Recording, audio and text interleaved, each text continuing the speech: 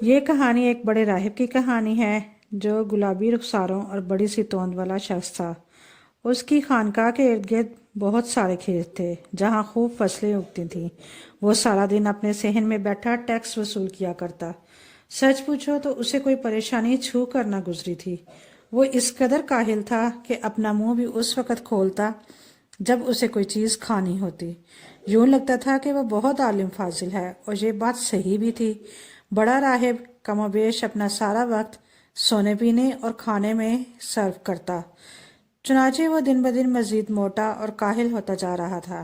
پھر ایک غیر معمولی واقعہ پیش آیا جس نے اس کی مطمئن زندگی میں ہلچل سی مچا دی۔ وہ یہ کہ شہنشاہ کو اچانک اس کا خیال آیا۔ شہنشاہ جب محل میں فارغ بیٹھا ہوتا تو وقت گزاری کے طریقے ڈھونڈتا رہتا۔ ایک دن نہ جانے اسے کیا سوچی کہ اس نے اپنے آدمیوں کو حکم دیا کہ وہ بڑے راہب کو محل میں بلا لائیں۔ جب وہ سامنے آیا تو شہنشاہ نے اسے مخاطب کیا: او میرے مقدس راہب، چونکہ آپ بہت قابل آدمی ہیں اور آپ کو فرصت بھی میسر ہے، اس لیے میں نے آپ کو چند سوالات کے جوابات دینے کے لیے یہاں بلایا ہے۔ عالم پناہ، اگر آپ اپنی بے مثال ذہانت کے باوجود ان سوالوں کا جواب نہیں دے سکتے تو مجھے خدشہ ہے میں بھی آپ کی کوئی مدد نہ کر سکوں گا، اس نے لرزتی ہوئی آواز میں جواب دیا۔ اس کے لیے یہ خیال بڑا ہی پریشان کن تھا کہ شہنشاہ کی طلبی کا مقصد اسے کوئی اچھا عہدہ یا ترقی دینا نہیں۔ سنو میرے راہب، شہنشاہ نے کہا، تمہیں اس قدر انکساری سے کام نہیں لینا چاہیے۔ ہر کوئی کہتا ہے کہ تم اتنے ذہین اور دانش مند ہو کہ دنیا میں کوئی تمہارا مقابلہ نہیں کر سکتا۔ اب وقت آ گیا ہے کہ اپنی عقل کو کام میں لاؤ اور یہ 3 مشکل سوال حل کر دو۔ شہنشاہ نے کچھ دیر سانس لیا اور پھر کہنے لگا: سوال نمبر 1، سمندر کتنا گہرا ہے؟ سوال نمبر 2، مجھے گھوڑے پر سوار ہو کر دنیا کا چکر لگانے میں کتنا عرصہ لگے گا؟ اور سوال نمبر 3، زمین اور آسمان کا درمیانی فاصلہ کتنا ہے؟ شہنشاہ کے سوالات سن کر راہب اتنا پریشان ہوا کہ اس کے ماتھے سے پسینہ ٹپکنے لگا۔ وہ ان سوالات کا جواب کیسے دیتا؟ واقعتاً اس کی سمجھ میں کچھ بھی نہیں آ رہا تھا۔ وہ ہچکچاتے ہوئے بولا: مجھے اگر عالم پناہ مناسب سمجھیں تو کچھ غور اور سوچنے کے لیے مہلت دی جائے۔ شہنشاہ نے کہا: ٹھیک ہے، کوئی بات نہیں، میں تمہیں 3 ہفتے کی مہلت دیتا ہوں۔ اس کے بعد تم بالکل درست جوابات تلاش کر کے میری خدمت میں پیش ہو جانا۔ اس سلسلے میں شک و شبے کی کوئی گنجائش نہیں ہونی چاہیے، کیونکہ تم میرے سب سے بڑے عالم ہو۔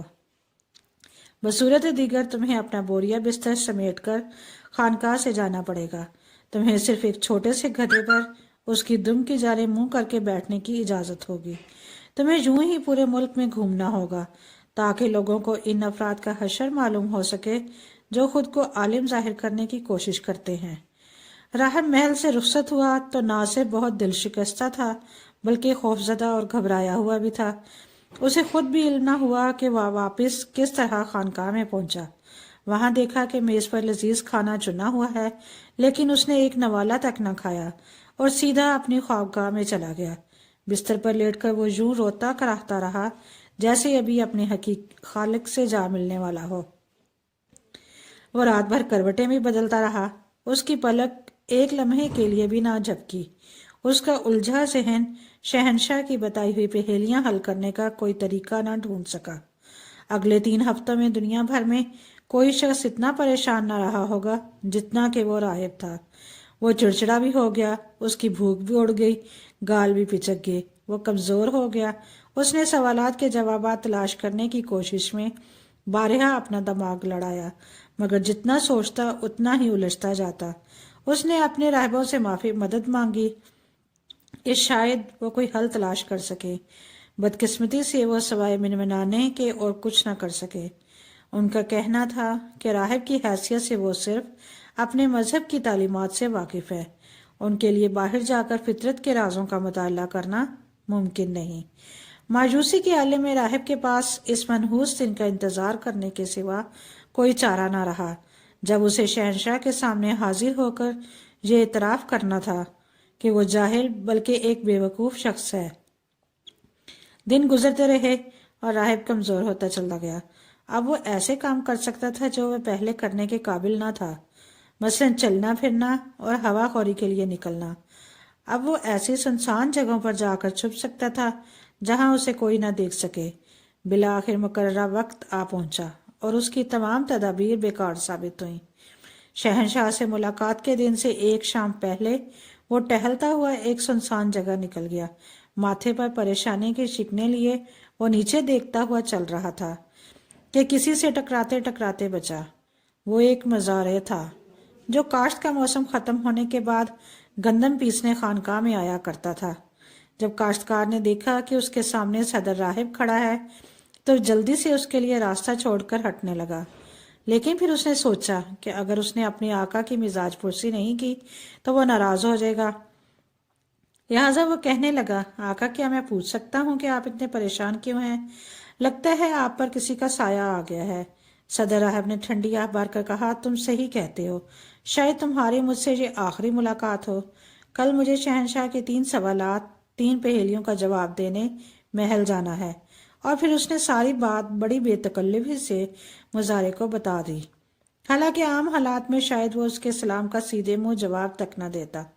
مزارع نے آہستہ سے اپنا سر تھپتھپاتے ہوئے کہا اور اس معاملے پر کچھ سوچ و بچار کرنے کے بعد اپنے آقا کی طرف دیکھا۔ کس قدر افسوسناک منظر تھا۔ صدر راہب دن میں 3 بار عموماً ڈٹ کر کھانا کھایا کرتا۔ اس کے پاس سوچ و بچار کرنے کے علاوہ صرف یہی کام تھا کہ وہ اپنے مزدوروں سے کم معاوضے پر کس طرح زیادہ سے زیادہ کام کروائے۔ وہ مزاروں اور مزدوروں کو ہمیشہ احمق سمجھتا۔ یہ کس قدر یہ غیر متوقع بات تھی کہ اب وہ خود پریشانیوں سے دوچار تھا۔ یقیناً یہ بات مزارع کے لیے خوشی کا باعث تھی۔ اس کے دل میں آقا کا خوف کم ہونے لگا۔ کیا دیکھ رہے ہو؟ مزارع کو اپنی طرف دیکھتا پا کر صدر راہب نے بلند آواز میں پوچھا، کیا تم مجھے نہیں جانتے؟ میں آپ کو اچھی طرح جانتا ہوں، مزارع نے جواب دیا، لیکن مجھے حیرت ہو رہی ہے کہ آپ جیسا قابل شخص ان آسان سے سوالات کا جواب نہیں دے سکتا۔ راہب نے حیرت سے پوچھا، تو گویا تم جواب دے سکتے ہو؟ مزارع نے جواب دیا، ہم مزدور دن بھر 2 وقت کی روٹی کے لیے پریشان رہتے ہیں۔ اگر تیز فہمی کا مظاہرہ نہ کریں تو پھر ہمیں اگلے جہان میں خدا سے ملنے کے لیے تیار رہنا چاہیے۔ راہب نے اس کی بات کرتے ہوئے کہا، نہیں، تم خدا کے حضور پیش نہیں ہو سکتے کیونکہ تمہارا کوئی مذہب نہیں۔ بہرصورت ابھی تو میں جی رہا ہوں۔ اب میں آپ کے لیے اگر یہ کام نہ کرتا تو آپ کے لیے آٹا کیسے پیستا؟ یہ کہتے ہی مزارع مڑا اور وہاں سے چل دیا۔ راہب نے کبھی سوچا بھی نہ تھا کہ یہ شخص اتنا ذہین ہوگا۔ اب اس کے پاس مزارع سے مدد طلب کرنے کے سوا کوئی چارہ نہ تھا۔ چنانچہ وہ اس کے پیچھے پکارتے ہوئے لپکا، ٹھہرو ٹھہرو، مجھے کچھ کہنا ہے۔ مزارع نے رکنے سے پہلے سر گھما کر پوچھا، کیا بات ہے مالک؟ راہب کہنے لگا، اگر تم نے میرے 3 سوالات کے صحیح جوابات بتا دیے تو میں تمہیں بڑا انعام دوں گا۔ کم از کم میں تم سے آندہ آٹا پیسنے کے لیے کبھی نہیں کہوں گا۔ مزارع نے دل میں سوچا کہ یہ شخص پریشان ہونے کے باوجود اپنی طاقت اور گھمنڈ کا مظاہرہ کر رہا ہے۔ اس کے انعام کی کسے پرواہ ہے؟ اس لیے میں اسے موقع سے فائدہ اٹھاتے ہوئے اسے یہ جتا سکتا ہوں کہ ہم مزدور احمق نہیں ہوتے۔ مزارع نے کہا، مجھے کوئی انعام نہیں چاہیے، لیکن میں سوالات کے جوابات حل کرنے کی کوشش ضرور کروں گا کیونکہ آپ ان کا جواب نہیں دے سکتے۔ صدر راہب نے پوچھا، کیا تم واقعی ایسا کر سکتے ہو؟ لیکن راہب کا چہرہ بتا رہا تھا کہ اسے زیادہ امید نہیں تھی۔ مزارع نے جواب میں کہا، کیا آپ کے خیال میں سچ نہیں بول رہا؟ میں نے زندگی بھر کبھی جھوٹ نہیں بولا۔ میں کبھی مدرسے نہیں گیا اور مجھے نہیں معلوم کہ پڑھائی کسے کہتے ہیں، لیکن میں شاید اپنے تجربے کے ذریعے ان سوالات کے جوابات دے سکوں جو آپ کو کتابوں میں نہیں مل سکا، ان پہیلیوں کے سچے جواب دے سکوں۔ تو تم جانتے ہو گویا کہ ان سوالوں کا جواب کیا ہے؟ مزارع نے سر ہلا دیا، جی ہاں، لیکن اب آپ کو میرا حکم ماننا ہوگا۔ مزارع نے کہا، اس کے بعد یہ مسئلہ حل نہیں ہو سکتا۔ راہب کی پیشانی کی رگیں ابھر آئیں۔ وہ ناراضگی سے بولا، تمہارا حکم مانوں؟ لیکن یوں تو تم میرے آقا بن جاؤ گے۔ کیا میں تقدیر کو بدل ڈالوں؟ نہیں۔ لیکن جب اسے اگلے دن کا خیال آیا تو اس کا رنگ اڑ گیا۔ اگلا دن اس کے لیے قیامت کے دن کی طرح تھا۔ کل اسے گدھے پر سوار ہو کر اس کے دم کی جانب منہ کر کے گلیوں میں سواری کرنا ہوگی۔ تب تک تقدیر بدل جائے گی، لوگ اس پر ہنسیں گے اور اس کا سر ہمیشہ کے لیے جھک جائے گا۔ تقدیر تو شاید نہیں بدل سکتی لیکن وہ تو بدل سکتا ہے۔ راہب نے بیچارگی کے عالم میں کہا، اچھا ٹھیک ہے، میں تمہاری بات اور تمہارا حکم مانتا ہوں، لیکن صرف ایک مرتبہ۔ مزارے نے کہا، ٹھیک ہے، صرف اس مرتبہ کل آپ گھر پر رہیں اور میں شہنشاہ سے ملنے جاؤں گا۔ راہب حیرت سے چیخ اٹھا، میری جگہ تم جاؤ گے؟ پھر اپنی تمام تر پریشانیوں کے باوجود وہ خود کو پرسکون محسوس کرنے لگا۔ بس دیکھتے جائیے، ہو سکتا ہے میں آپ کا مسئلہ حل کر دوں۔ مزارے کا لہجہ اتنا پر اعتماد تھا کہ صدر راہب جو یوں بھی تباہی کے کنارے پہ کھڑا تھا اس پر بھروسہ کیے بغیر نہ رہ سکا۔ اگلے روز مزارے نے اپنی داڑھی مونڈ لی اور اپنے مالک کا چوگا اور ٹوپی پہن کر راہب کا روپ دھار لیا۔ چہرہ چھپانے کے لیے اس نے ٹوپی نیچے جھکائی اور محل کی طرف چل پڑا۔ شہنشاہ نے اسے دیکھا تو دیکھتے ہی بولا، تم صحیح وقت پر پہنچے ہو۔ شہنشاہ جو بڑے وقار کے ساتھ تخت پر بیٹھا تھا، اس کے ارد گرد شہزادے، نواب اور وزراء سب تھے۔ دیکھو یہاں کتنے اہم لوگ تمہاری غیر معمولی ذہانت کی اطاعت دینے کے لیے جمع ہیں۔ تو آؤ ہم پہلے سوال سے شروع کرتے ہیں۔ شہنشاہ نے کہا، یہ بتاؤ کہ سمندر کتنا گہرا ہے؟ مزارے نے اپنے مالک کی آواز کی نقل اتارتے ہوئے کہا، یہ تو بہت آسان سوال ہے۔ سمندر کی گہرائی اس پتھر سے معلوم کی جاتی ہے جو اس میں پھینکا جائے۔ شہنشاہ نے کہا، ہاں تمہارا جواب درست ہے، اور یہ سوچ کر اس کی مسکراہٹ گہری ہو گئی کہ پانی میں پھینکا جانے والا پتھر اسی وقت رکتا ہے جب سمندر کی تہہ تک پہنچ جائے۔ اب شہنشاہ نے کہا، برائے مہربانی دوسرے سوال کا جواب دو۔ گھوڑے پر سوار ہو کر دنیا کا چکر لگانے میں مجھے کتنا وقت لگے گا؟ اس کا انحصار آپ کے گھوڑے کی رفتار پر ہے۔ اگر عالم پناہ طلوع آفتاب کے وقت سفر کریں اور گھوڑا زمین کی رفتار سے دوڑے تو دنیا کا سفر کرنے کے لیے 24 گھنٹے درکار ہوں گے۔ بہت خوب، میرے خیال میں تمہارا جواب صحیح ہے، کیونکہ میں اس سے بہتر جواب نہیں ڈھونڈ سکتا۔ اب آخری سوال، آسمان اور زمین کا درمیانی فاصلہ کتنا ہے؟ اس مرتبہ ٹھیک ٹھیک جواب دینا۔ اگر یا تب جیسے الفاظ استعمال کیے تو پھر مجھ سے برا کوئی نہیں ہوگا۔ مزارے نے جواب دیا، اور زمین کا درمیانی فاصلہ 40,000 میل گز 1 فٹ اور 7 انچ ہے۔ وہ خوشی سے پکار اٹھا، شاندار، تم نے یہ حساب کیسے لگا لیا؟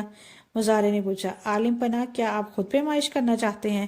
اگر آپ کا نتیجہ میری بات کے برعکس نکلے تو میری گردن حاضر ہے۔ بے شک میری گردن اپنی تلوار سے اڑا دیجیے گا۔ شہنشاہ کی ہنسی چھوٹ گئی۔ کچھ دیر بعد سنبھل کر بولا، تم نے اپنی تربیت بہت اچھی کی ہے اور تمہارا علم میری توقع سے زیادہ وسیع ہے۔ مجھے یقین ہے کہ تم اپنی ذہانت کی بدولت یہ اندازہ لگا سکتے ہو کہ میں اس وقت کیا سوچ رہا ہوں۔ ایمانداری سے بتاؤں کہ میں اس وقت کیا سوچ رہا ہوں؟ اگر پھر تم جو کچھ مانگو گے میں تمہیں دوں گا۔ مزارے نے کہا، مجھے اچھی طرح معلوم ہے کہ آپ کیا سوچ رہے ہیں، لیکن جائے پناہ میں سچی بات نہیں بتا سکتا۔ شہنشاہ نے ناراض ہوتے ہوئے پوچھا، کیوں بھئی؟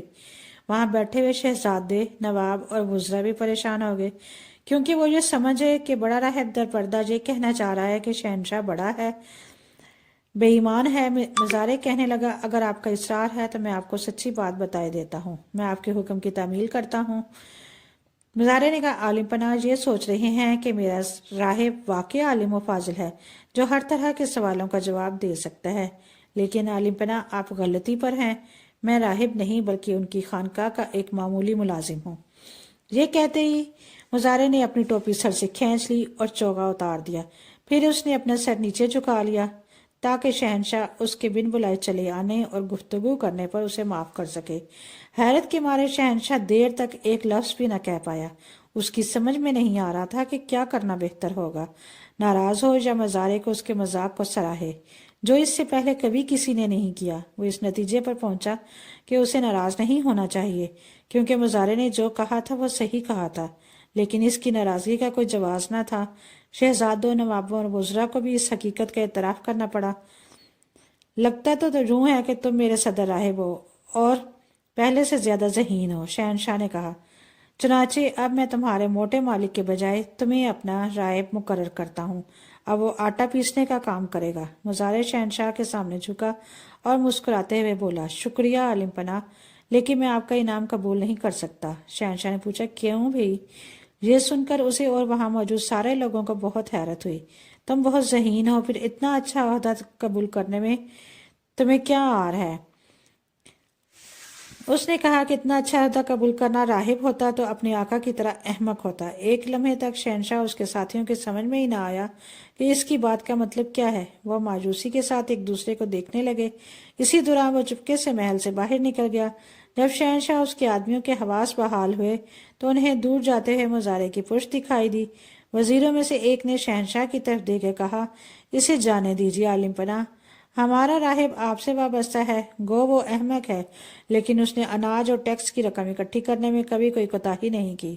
شہنشاہ کو سر ہلا کر تسلیم کرنا پڑا کہ واقعی اسے ذہین راہب کی نہیں بلکہ ایک ظالم، احمق اور سخت راہب کی ضرورت تھی جو اسے ٹیکس اور اناج وقت پر پہنچاتا رہے۔